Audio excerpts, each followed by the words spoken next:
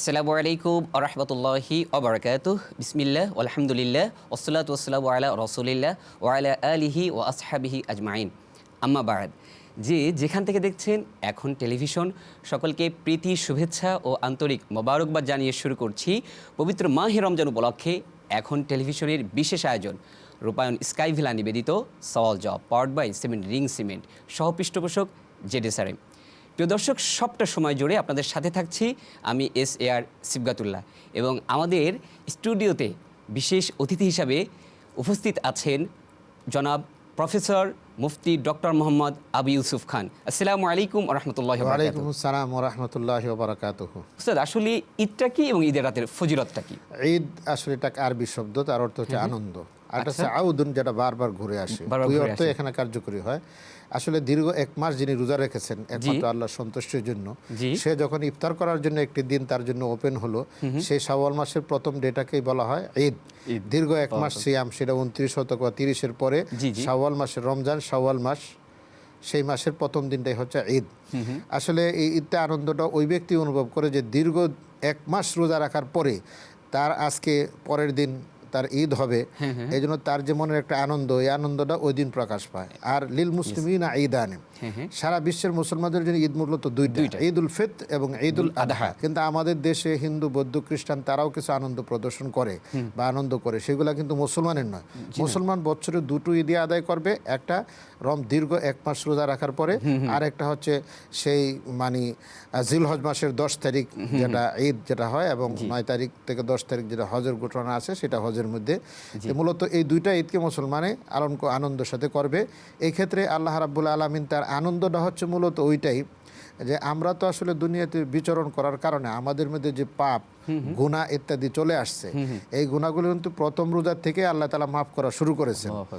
এবং হাদিসে আসে এরকম যে প্রথম দিন যে পরিমাণ মানুষকে আল্লাহ মাফ করেছেন, দ্বিতীয় দিন তার ডাবল, তৃতীয় দিন তার ডাবল, এরকম হতে হতে 29 বা 30 রোজা একবার পুরা মাসেরও মাফ করা হয়। এরপরে আসে ঈদের দিন একবার সমস্ত মানুষকে মাফ করে দেওয়া হয়। এবং এই মাফের আনন্দটাই মূলত আসলে আনন্দ। আসলে ঈদের যে রাত্রটা, এটা কিন্তু লাইলাতুল কদরের সমপরিমাণ মর্যাদাপূর্ণ। সুবহানাল্লাহ। লাইলাতুল কদরের জন্য ইবাদত বন্দি করলে একবার আল্লাহর কাছে সেটা গ্রহণযোগ্য হয়ে যায়, আল্লাহ মাফ করে দেন। ঠিক ঈদের রাত্রটাও কিন্তু এরকম একটা লাইলাতুল কদরের সম্ভাবনাময়, দুই ঈদের রাত্রি। কিন্তু দুঃখজনক হলেও সত্য, আমাদের মুরব্বী এবং যুবকরা তারা এই রাত্রটাকে আনন্দ ফুর্তিতে অথচ গুনার কাজে তারা লিপ্ত হয়ে যাচ্ছে। আমি আমার যারা এই আজকে এখন টেলিভিশনে এইগুলা দেখছেন, তারা অবশ্যই খেয়াল রাখবেন, নিজেরাও এই রাত্রে ইবাদত বন্দি করবেন এবং নিজের সন্তানদেরকে ইবাদত বন্দি করবেন। তাসবিহ তাহলিলের ব্যবস্থা করা হবে। দীর্ঘ এক মাস রোজা রেখে এখন আগামীকালকে ভোর ওঠার সাথে সাথে আমরা ইয়েতে যাব। আসলে কিন্তু ওই ইয়েটা শাওয়াল মাস কিন্তু মাগরিব ইফতারের পরের থেকে শুরু হয়ে যায়। এই সন্ধ্যাটা কিন্তু ওই যে রাত্র অংশটা, এটা ঈদের অংশ, কিন্তু ঈদের দিনের অংশ, ঈদের অংশ। সুতরাং মাগরিবের পর থেকে খেয়ে দিয়ে অন্যান্য দিন তারাবি পড়তাম, আজকে নফল পড়ব, তাহাজ্জুদ পড়ব, তাসবিহ তাহলিল করব। দীর্ঘ এক মাস রোজার যে সমস্ত বিষয়গুলা আমরা শিখলাম, তাকওয়া অর্জন করা, আল্লাহর বিধানগুলো মানা, নির্দিষ্ট টাইমে খাওয়া, নির্দিষ্ট খাওয়া বন্ধ করে দেওয়া, এই যে বিষয়গুলো যখন আমরা আলোচনা করব তখন আনন্দটা আরো বাড়তে থাকবে। মুহতারাম, আমাদের কাছে অনেকেই জানতে চায় যে আসলে এই যে ঈদের নামাজ আমরা পড়ি, 2 রাকাত নামাজ পড়ি, অতিরিক্ত তাকবীর থাকে, আসলে ঈদের নামাজের বিধানটা কি? এটি সুন্নাহ না ওয়াজিব? আসলে বিধানের আগে একটু কথা আমি বলতে চাচ্ছি, সেটা হচ্ছে যে ঈদের নামাজ হতো মূলত 2 রাকাত। এটা পড়া হয় ফজরের নামাজের পর থেকে, যখন বেলা উঠে যায় মাকরু টাইম গেলেই সেখানে ঈদের নামাজ পড়বে। এই ক্ষেত্রে 2 রাকাত নামাজ, এটা হলো ফরযে কিফায়া ও সুন্নত বলেছেন। সেখানে যাদের সুযোগ তারা যাবে, সেখানে পড়বে। সেই জায়গাটা বিরাট প্রশস্ত জায়গায় ঈদের সালাত আদায় করা, ঈদগাহ বা ময়দান, যেটাকে ঈদগাহ ময়দান আমরা যেটা বলি। কোথায় ঈদগাহ না থাকলে প্রশস্ত জায়গায়, যদি তা না হয় মেঘ বৃষ্টি দর্তমান হয়, মসজিদে পড়তে পারে, যেখানে সুযোগ সেখানে পড়ার সুযোগ আছে। এবং ঈদের এই 2 রাকাত নামাজের পরে 2টা খুতবা পড়া হয়, যে খুতবাগুলো আমাদের দেশে পরে বিভিন্ন দেশে সেটা পড়া হয় খুতবাগুলা, এবং খুতবাগুলাতে ঈদের বিভিন্ন গুরুত্বপূর্ণ বিষয়গুলো আলোচনা হয়। আমরা যে আনন্দটা ফিল করলাম দীর্ঘ এক মাস রোজা রাখার পরে, যে আনন্দটা হলো, এবং ঈদের একটা টাইমে আল্লাহ তাআলা তার গুনাহগুলি মাফ করে দেন, মাগফুরান লাহুম। হাদিসে আসছে যে তখন আল্লাহ তাআলা ফেরেশতাদেরকে বলতে থাকেন যে চাকর তার মনিবের সমস্ত বিধিবিধানগুলো পালন করে এখন সে আসছে তার কাছে মাপ চাইতেছে, সে জান্নাত দেখে নাই, জাহান্নাম দেখে নাই, সে জাহান্নাম থেকে বাঁচার জন্য কাকুতি পেশ করছে, জান্নাতে যাওয়ার জন্য আগ্রহ প্রকাশ করছে, এইগুলো যখন হতে থাকে তখন আল্লাহ তাআলা ফেরেশতাদেরকে সাক্ষী রেখে বলেন মানি কাদ গফারতু লাকুম, তাদের সমস্ত গুনাহগুলো মাফ করে দিলাম। এবং কোন কোন riwayat আছে ওয়াবাদদালতু সাইয়্যাতিকুম হাসানাত, যে তাদের গুনাহগুলোকে সওয়াবে পরিণত করে দিয়েছে। সুবহানাল্লাহ বিহামদি। মুহতারাম, আরো জানবো আপনার কাছে, তবে বিরতির পর। দর্শক, সময় হয়েছে একটি বিরতি নেবার। আমাদের সাথেই থাকুন, খুব শীঘ্রই ফিরবো ইনশাআল্লাহ।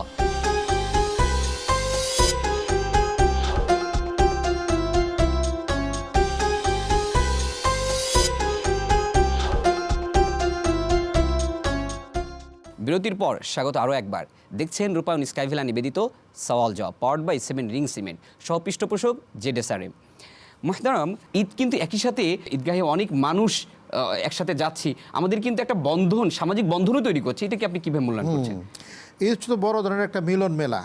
এখানে বড় ছোট ধনী গরিব সকলে সেখানে আসতেছে।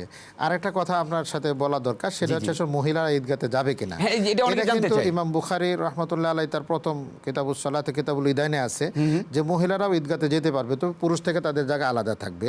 যেমন মসজিদে যেরকম তাদের জায়গা আলাদা থাকে, অথবা ঈদগাতেও একটা পার্ট যদি তাদেরকে দেওয়া হয়, একটা পর্দা করে যে তারা সেখানে থাকবে। কিন্তু আমাদের দেশে এটার কোনো গুরুত্ব নেই। অথচ ওই ঈদের দিন যে খুতবাটুকু দিল, ওই খুতবাটার আনন্দ কিন্তু ওই মহিলারাও পাওয়া দরকার।